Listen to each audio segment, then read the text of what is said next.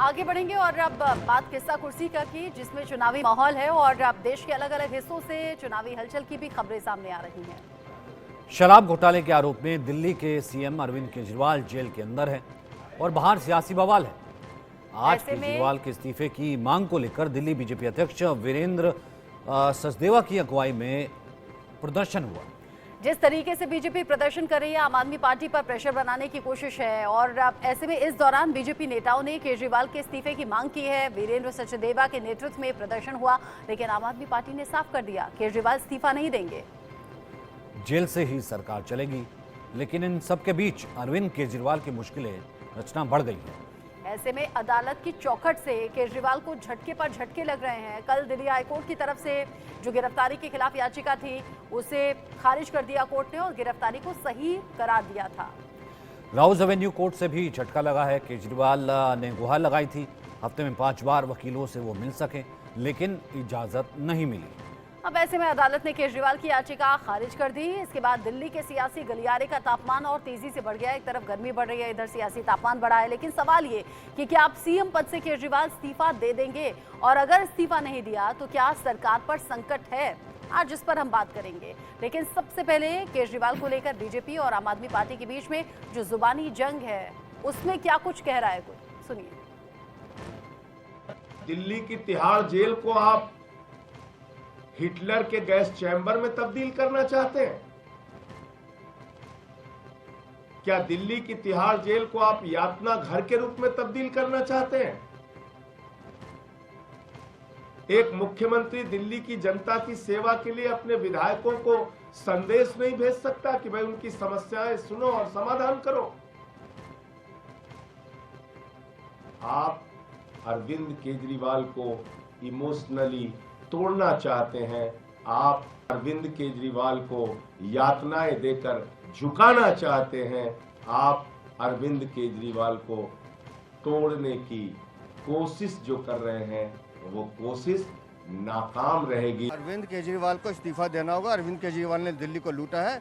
अब माननीय न्यायालय की जजमेंट के बाद कोई कारण नहीं, इनको जरा सी भी शर्म है तो तुरंत इस्तीफा देना चाहिए। केजरीवाल सरकार को रहने का अधिकार नहीं है। अरविंद केजरीवाल सरकार चोर है, दिल्ली को लूटने का काम किया। अरविंद केजरीवाल को इस्तीफा देना होगा। जनता के संघर्ष के सामने इनको झुकना होगा। आशीष सिन्हा इस वक्त हमारे साथ मौजूद हैं, हमारे लीगल एडिटर। आशीष, आप और मैं लगातार और हम ये बात करते रहे हैं लगातार कि एक तो वो आर्गुमेंट होता है जो कोर्ट में रखा जाता है, यानी कि दलील। दूसरी तरफ वो आर्गुमेंट होता है जब आप बाहर आकर के बात करते हैं, प्रेस कॉन्फ्रेंस में जो है, भले राजनीतिक शहीद की बात करें या कुछ भी बात करें। आज ये आर्गुमेंट रखा जा रहा है कि भैया वकील से बात ही नहीं करेंगे तो केस कैसे लड़ेंगे।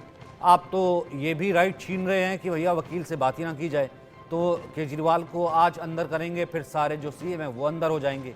दूसरा, कोर्ट का जो आर्गुमेंट था वो अलग था। क्या है डिटेल? नहीं, देखिए, इस बात को समझना होगा कि ऐसा थोड़ी ना है कि कोर्ट ने ये कहा है कि आप अपने वकील से नहीं मिल सकते, आप अपने वकील से बात नहीं कर सकते।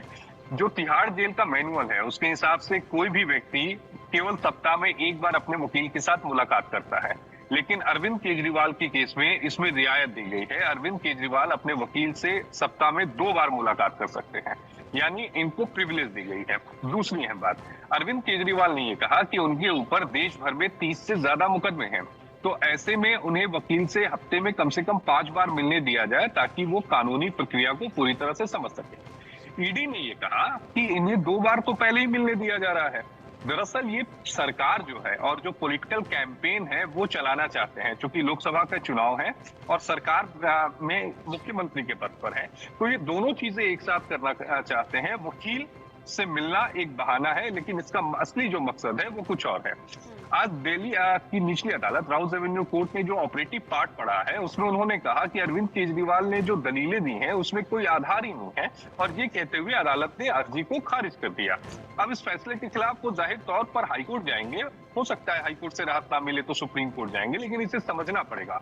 कानून सचिन आपके लिए, मेरे लिए या अरविंद के लिए, हम सबके लिए एक समान होगा। सीआरपीसी, आईपीसी या जेल मैनुअल किसी के हिसाब से बदला तो नहीं जा सकता ना। रियायत पहले दी जा चुकी है, अब उसमें एड ऑन करना, कल को कोई दूसरा व्यक्ति आ जाएगा, ये कहेगा कोई कि मेरे ऊपर तो 30 से ज्यादा मुकदमे हैं, मुझे भी मिलने दिया जाए, आपने अरविंद केजरीवाल के केस में ऐसा किया था। तो अगर अदालत इस तरह के मामलों में कोई भी आदेश देती है तो वो एक नजीर बन जाता है। आप एक पंडोरा बॉक्स खोल देंगे और उसमें जो तमाम दूसरे लोग हैं वो भी उसी आधार पर राहत के लिए आएंगे, तब आप राहत देने से इनकार और नहीं कर कोर्ट ये सकते। पहले भी अपनी टिप्पणी में कह चुका है कि कानून सबके लिए बराबर है। लेकिन आशीष, एक तरफ तो हफ्ते में 5 दिन वकील से मिलने की मांग की गई, लेकिन जेल मैनुअल के हिसाब से सिर्फ 2 बार अरविंद केजरीवाल वकील से मिल सकते हैं। दूसरी खबर ये, क्योंकि बीजेपी भी प्रदर्शन आज सड़कों पर कर रही है, आम आदमी पार्टी के दफ्तर के बाहर बीजेपी इकट्ठा हुई और कह रही है कोर्ट से झटके पर झटके मिल रहे हैं, बावजूद इसके अपने पद पर बने हुए हैं तो वो इस्तीफा दें। अब चूंकि राउज एवेन्यू कोर्ट से, हाई कोर्ट से ऑलरेडी जो जमानत के लिए अर्जी लगाई थी, यानी कि जो गिरफ्तारी के खिलाफ अर्जी लगाई थी, वो खारिज हो गई। सुप्रीम कोर्ट का रुख अब अरविंद केजरीवाल और लीगल टीम ने किया है, इसको लेकर आगे अब क्या होना है? देखिए, ये तय मान के चलिए कि इस हफ्ते अरविंद केजरीवाल की अर्जी पर सुनवाई नहीं होगी। सुबह भी जब हम लोग लाइव पे थे रचना, तो मैंने आपसे कहा था कि सुप्रीम कोर्ट में मेंशनिंग करने का एक तरीका होता है। मेंशनिंग के पहले आपको एक दिन पहले मेंशनिंग रजिस्ट्रार को बताना पड़ता है और उसके बाद वो आपकी अर्जी को सूचीबद्ध करता है।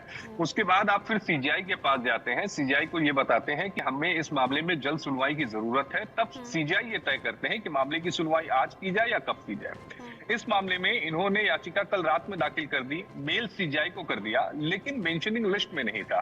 सीजीआई ने ये कहा कि हम आपकी मांग पर गौर करेंगे। कई सारे काउंसिल हैं, उन्होंने भी इसी तरह की मांग की थी, मेल किया था कि हम गौर करेंगे, तारीख नहीं दी। क्योंकि आज जो सीजीआई की बेंच थी वो दोपहर में केवल 1 बजे तक बैठी थी, उसके बाद एक फेयरवेल समारोह है सुप्रीम अच्छा, कोर्ट आप में, रहिएगा वो बेंच डिबेट में बैठेगी शामिल। नहीं। मुझे सिर्फ एक छोटी सी क्लैरिटी ये दे दीजिए कि मंडे से पहले सुनवाई नहीं हो सकती इसके ऊपर? तय मान के चलिए, अब कोई इफ बट है ही नहीं, क्योंकि कल ईद है, उसके बाद एक गस्टेड हॉलीडे है लोकल का, उसके बाद सैटरडे संडे है, कोई अर्जेंसी है नहीं, हाई कोर्ट ने भी वेल रीजनिंग ऑर्डर दिया है, तो अब कुछ है नहीं। दरअसल अरविंद केजरीवाल के काउंसिल ये चाहते थे कि आज अगर सुप्रीम कोर्ट सुनवाई कर लेता है तो वो इस मामले में ईडी को नोटिस जारी कर देगा, ताकि जब अगली सुनवाई हो तब ये फाइनल हियरिंग की तरफ मामला बढ़े। अब जब भी मामले की सुनवाई होगी, मान लीजिए सोमवार को होती है, मंगलवार को होती है, बुधवार को होती है, तब सबसे पहले ईडी से जवाब मांगा जाएगा। तो ये इतना आसान नहीं रह गया है। अब मान के चलिए 8-10 दिन आपने अभी ठीक है। कहा था, पहले भी आपने कहा था कि ऐसा है कि मुसीबत तो बढ़ी गई है। तो अजीत जी, मुसीबत अगर बढ़ ही गई है तो यहाँ पर अब भी इसी बात पर कायम रहना कि सरकार तो भैया जेल से ही चलेगी, कैसे चलेगी सर? नहीं है ना पॉसिबल, फिजिबल नहीं है ना सर। आप कैसे दिल्ली की जनता तक जो है वो ये मैसेजिंग पहुँचाएंगे? बहुत जिद्दी किस्म के व्यक्ति हैं और ये चाहते हैं कि जो मैं चाहता हूँ, जो मैं बोलता हूँ वो सही है। अब यहाँ पे कानून के सामने थोड़ी ना चलेगा। इनको कायदे से सबसे पहले इस्तीफा देना चाहिए था, उसके बाद अपनी लड़ाई लड़नी चाहिए थी, लेकिन एक जिद पे अड़े हुए हैं। उस जिद के चलते अब मेरा अपना आकलन ये हो सकता है, अभी आशीष ज़्यादा अच्छा जानते होंगे, मेरा मानना ये इनको जल्दी से जमानत नहीं मिलने वाली है, चाहे ये हाई कोर्ट में या सुप्रीम कोर्ट में। जो अभी दलील ये दे रहे हैं उस दलील के हिसाब से तो इनके साथ बहुत रियायत होने वाली नहीं है। अब इससे टकराव तो दिल्ली में बढ़ेगा। अब देखिए धीरे धीरे आम आदमी पार्टी अकेले पड़ती जा रही है, इंडी गठबंधन भी के लोग भी नेता अब इनके साथ नहीं आ रहे हैं। ये लड़ाई एक अकेले अरविंद केजरीवाल उनकी पार्टी के चंद 2-4 लोग लड़ रहे हैं, तो अब ये देखना पड़ेगा लड़ाई कितने दिन तक खींच सकते हैं। अच्छा, इनिशियल स्टेज भी है और आशीष इस बात का जिक्र बहुत पहले कर चुके हैं कि बहुत जल्दी तो राहत नहीं मिलने वाली है, और अब चूंकि इलेक्शन भी सर पर है तो राहत मिलने की उम्मीद कम लगती है। अरविंद सर भी हमारे साथ जुड़े हुए हैं। अरविंद सर, 2 तरह के रिएक्शंस कुल मिलाकर सामने आ रहे हैं दिल्ली के मुख्यमंत्री अरविंद केजरीवाल की गिरफ्तारी को लेकर। अब की कुछ लोग शॉकिंग वे में कहते हैं कि अरे ऐसा हो गया क्या, ऐसा नहीं होना चाहिए था। कुछ लोग कह रहे हैं कि अच्छा ऐसा है, यानी कि भ्रष्टाचार किया इसीलिए जेल में चले गए। मिले जुले से रिएक्शंस हैं और बीजेपी उन रिएक्शंस को ऊपर रख रही है जिसमें भ्रष्टाचार के लिए जेल में जाना सही ठहराया जा रहा है। इसे कैसे आप देखते हैं आम आदमी पार्टी के फ्यूचर के लिहाज से, इलेक्शन के लिहाज से, और क्या ये जिद ठीक है कि जेल में रहते हुए मुख्यमंत्री पद पर रहूंगा? देखिए, कल जिस किस्म से हाईकोर्ट ने साफ कहा है अरविंद केजरीवाल को, मेरे ख्याल से उसके बाद से इस पे पॉलिटिक्स नहीं होनी चाहिए। और पॉलिटिक्स नहीं होनी चाहिए का मतलब दोनों ओर से मैं कह रहा हूँ। अरविंद केजरीवाल को भी छोड़ देना चाहिए। अपने किसी भी प्रिय आदमी को, अभी उनकी जिस किस्म की मेजॉरिटी है, किसी को चार्ज दे दीजिए, आप वो अपना शासन चलाए और फिर आप अपने कानूनी लड़ाई लड़िए, क्लियर हो जाइए तो आप फिर बादशाह बनिए, जो भी बनना है बनते रहिए। और बीजेपी को भी मुझे लगता है कि आज फिर नए सिरे से प्रदर्शन शुरू कर देना, इसकी जरूरत नहीं है। जब कोर्ट इतना साफ ऑर्डर दे रहा है, इतने साफ ढंग से कोर्ट बात कर रहा है, तब फिर आपको ये पॉलिटिक्स करने की जरूरत नहीं है। जो गलती उनकी तरफ से हो रही है वही गलती बीजेपी की तरफ से भी हो रही है और ये पूरा रंग राजनीति से बाहर नहीं निकल पा रहा है। अब ये एक कानूनी लड़ाई है, ईडी ने इतने सर लोगों जनता को जानती नहीं ना कोर्ट के भीतर होता क्या है, शायद इनको ये लगता है। अब ये गलतफहमी दोनों तरफ है। मैं ये कहूँगा कि अगर अरविंद केजरीवाल भी इतने साफ आदेश के बाद भी संदेश लेने को तैयार नहीं है और अब भी वो चिपके हुए हैं कुर्सी से, तो मेरे ख्याल से ये अपना भी नुकसान कर रहे हैं, अपनी पार्टी का भी नुकसान कर रहे हैं। और बीजेपी भी अभी भी सड़क पे अगर उतर के चाहती है कि वो कुछ फैसला और करा लेगी, तो ये उसकी भी गलतफहमी मैं मानता हूँ, बल्कि वो इसमें अरविंद के पक्ष को मजबूत ही कर रही है उल्टा। अच्छा, अभी अजीत मंडोला जी भी बोल रहे हैं कि सहानुभूति बटोर रहे हैं। आलोक सर, सहानुभूति तो फायदा कर जाती है ना राजनीति में, यहाँ क्या होगा, फायदा है नुकसान? अब नहीं चलेगा। देखिए रचना जी, मैं तो ये मानता हूँ जैसा अरविंद जी कह रहे हैं कि राजनीति में जो लोग हैं वो राजनीति ही करेंगे। ये मानना कि वो बिल्कुल ही आदर्शवादिता से चलेंगे, ये तो अब आजकल तो कहीं रहा नहीं है। और इसलिए चाहे बीजेपी प्रदर्शन इसलिए कर रही है कि जनता के बीच लगे कि भाई देखिए ये अपना कुर्सी नहीं छोड़ रहे।